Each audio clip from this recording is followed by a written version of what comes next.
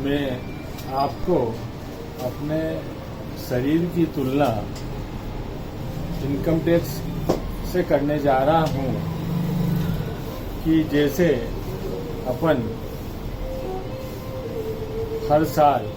Income tax भरते हैं और जैसे ही 31 मार्च आने लगती है, क्योंकि इनकम टैक्स का जो फाइनेंशियल ईयर है वो 1 अप्रैल से 31 मार्च तक होता है, तो हमें हलचल होने लगती है और हमारे सीए से हम बात करने लगते हैं। वैसे ही हम हमारे शरीर को भी एक डिपार्टमेंट माने कि साल में एक बार अपना लेखा जोखा भी अपना, जैसे इनकम टैक्स का सीए होता है ऐसा अपना जो अपना डॉक्टर है उसके शरीर को का लेखा जोखा अपने डॉक्टर को बताएं। और जैसे अपन सीए से किसी भी बात को छुपाते नहीं है, क्योंकि अपन छिपाएंगे तो बाद में अपने को बहुत आफत आती है, वैसे ही अपनी सारी बातें शरीर के अंदर जो चल रही है वो डॉक्टर को दिखाएं। कई लोग की इनकम 5 लाख से कम होती है फिर भी वो इनकम टैक्स भरते हैं। वैसे ही अपनी यदि कोई बीमारी नहीं है तो भी अपन डॉक्टर के पास जाएं और आपको डॉक्टर कह देगा हिस्ट्री पूछ के कि आपको कोई तकलीफ नहीं है और आपको कोई दवा की ज़रूरत नहीं है, जो चल रहा चलने दें। वैसे ही इनकम टैक्स डिपार्टमेंट में सीए कहता है कि आपको रिटर्न फाइल करने की ज़रूरत है पर आपको कोई टैक्स नहीं लगेगा। पर यदि इनकम अपनी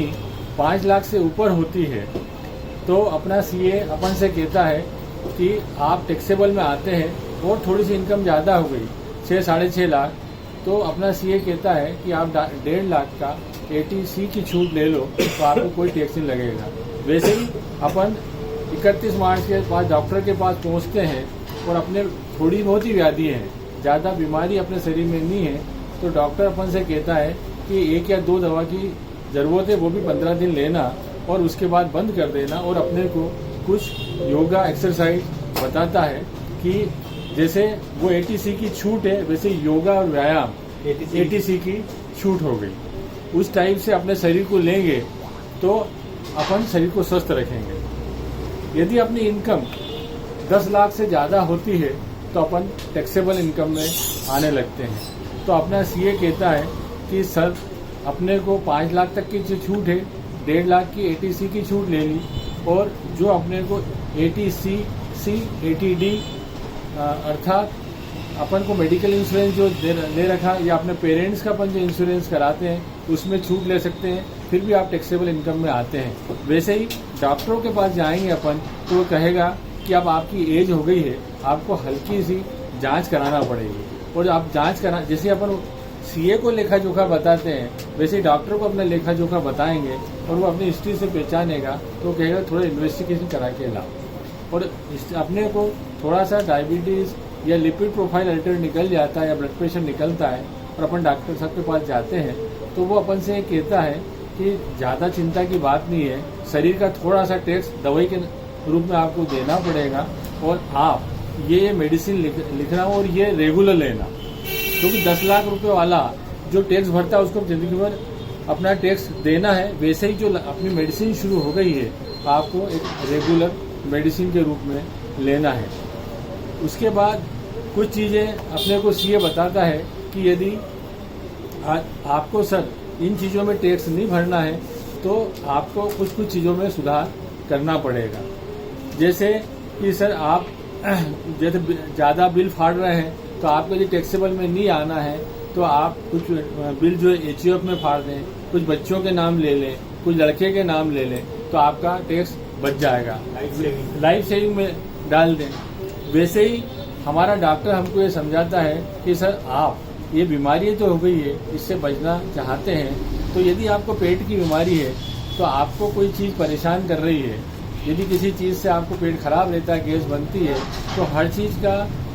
सॉल्यूशन दवा नहीं होती है। आपसे कहेगा कि आप सर ये चीज़ें बंद कर दें, ये मत खाएं। और आपको और अपने शरीर के टैक्स से बचना है तो आप सुबह उठ के थोड़ा सा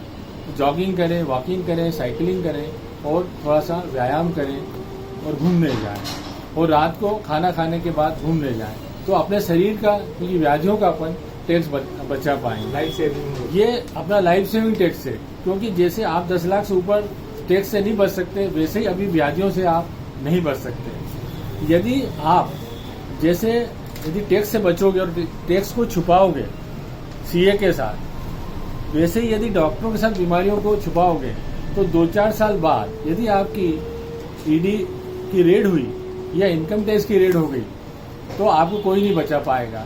वहां तो आप पेनल्टी देके बच सकते हो,